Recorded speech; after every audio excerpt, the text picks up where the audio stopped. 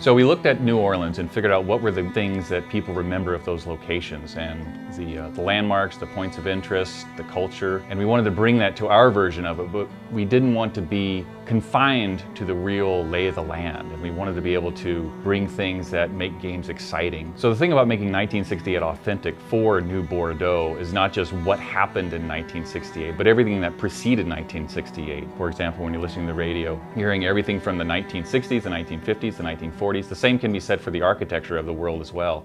You're dealing with things that have existed for the past century. So with this historical context of what happens in New Orleans and what happens in our version in New Bordeaux, we are able to weave that into the background history of each neighborhood that the player is going to encounter. New Orleans is an old city. There's stuff from the turn of the century, for the 20s and 30s.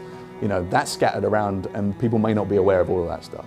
We structure the city in a way that has you going out into these areas that are very, very unique, but then always in the flow of the game is driving you back through things that are more familiar and more accessible to the new player. What we're trying to do with the city is present this facade of this is New Bordeaux in 1960s and this is how it feels for the people that live there.